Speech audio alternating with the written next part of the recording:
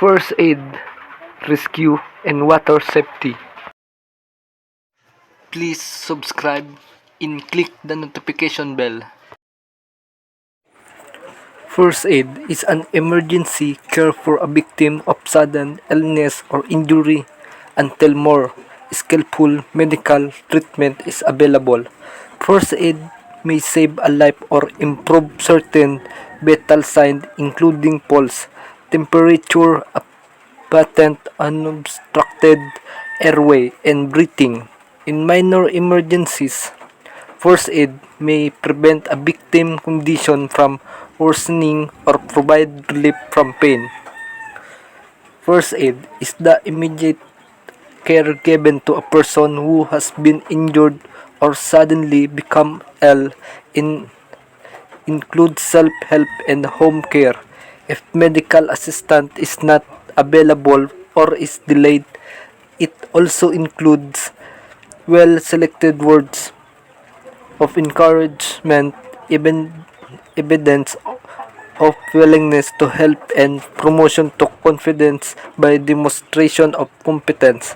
The principles and practice of first aid are based on practical medicine and surgery, which would, in case of accidents or sudden illness, enable trained person to give secure until medical aid is available. Definition of terms. Number 1.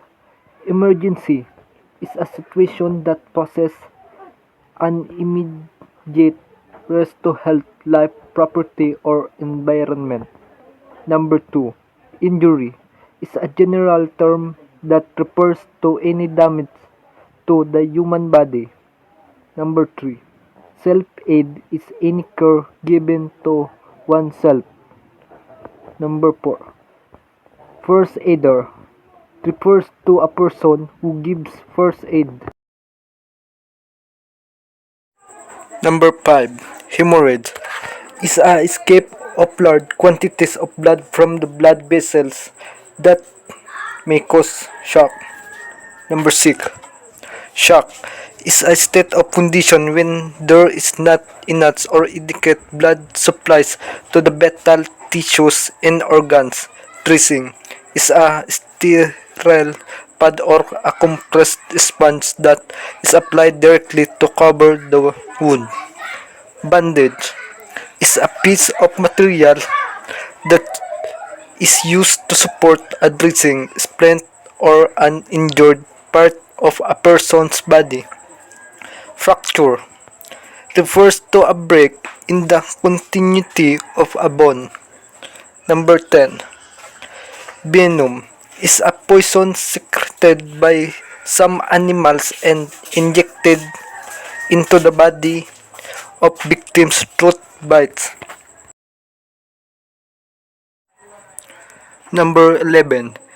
Heat injuries are environmental injuries that may result when a person is exposed to extreme heat shock as for high temperature. Number 12. Heat cramps are muscle spasms caused by low levels of salt and water in the body. Number 13. Heat exhaustion is caused by loss of water through sweating as caused by inadequate fluid replacement. It may cause heat stroke. Number 14. Heat stroke is a medical emergency and can be fatal if not treated promptly and correctly. It occurs when a person experiences an abnormally elevated body temperature caused by failure of the body's cooling mechanism when the environmental temperature is too high or there is dehydration. Number 15. Cold injuries are most likely to occur when an unprepared individual is exposed to very low temperature and the blood circulation to the extremities become indicate. This is also known as frostbite. Number 16. Burn is a type of injury to flesh or skin caused by heat, electricity, chemicals, friction, or radiation.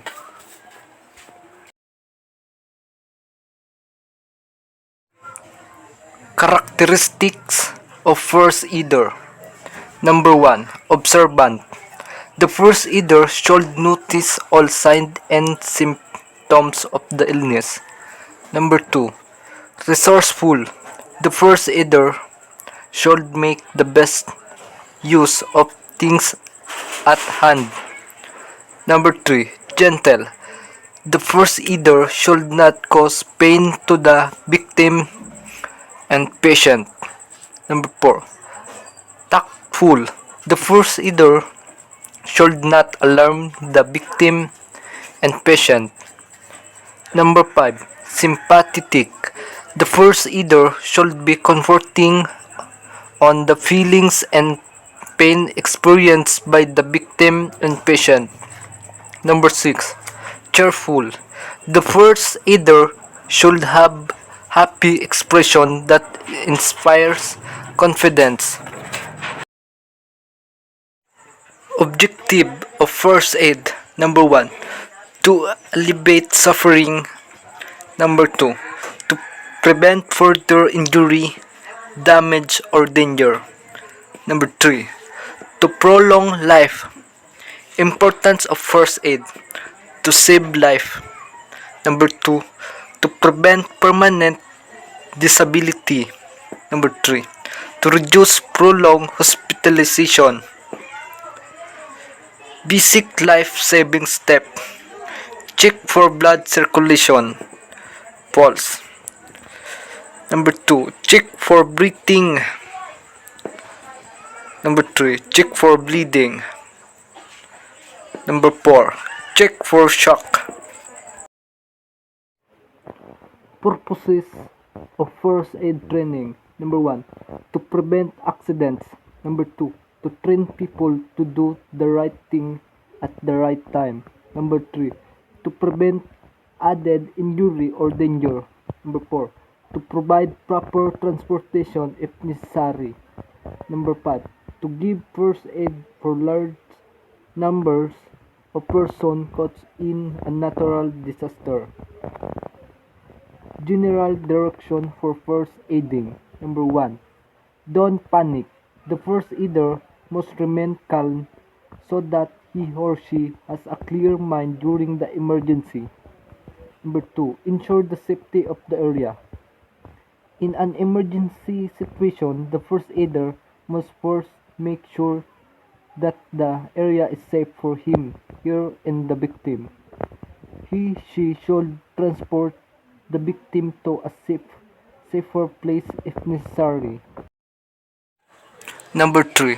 Check for vital functioning. The first aider should assess and monitor pulse and breathing of the victim. Number 4. Check for injuries. The first aider must conduct careful physical examination of the victim to prevent further injury. In cases of multiple injuries, the first aider should know which problem to treat first. Number 5. Give the needed first aid urgently. The first aider must be capable of applying necessary and appropriate steps to attain the objectives of first aiding. Number 6. Keep the victim lying down. The victim should be examined in a lying position in order to immobilize the body. Number 7. Keep the victim warm. This would help the victim recover faster by increasing the circulation of blood throughout the body. The victim may be provided with a jacket, a blanket, or a body heat transfer by embracing the victim. Number 8. Do not give fluid to an unconscious or partly conscious person. This must be noted by every person, not only the first aiders and rescuers. The water may enter the windpipe and block the airway passage. Do not attempt to arouse an unconscious person by shaking him because it might cause further. Number 9. Following injury. Do not lift a gasping person by the belt. This may aggravate injuries of the back or internal organs. Number 10. Resource the victim. The first aider should explain to the victim the first aid to be done and how it will help him. Here reduce the feeling of anxiety. Number 11. Be reluctant to make statements. The first aider should be reluctant to give statement to the victim and bystanders about the injuries. It is not included within the first aider's task to diagnose, evaluate, and predict illnesses and injuries, but only to provide needed immediate care.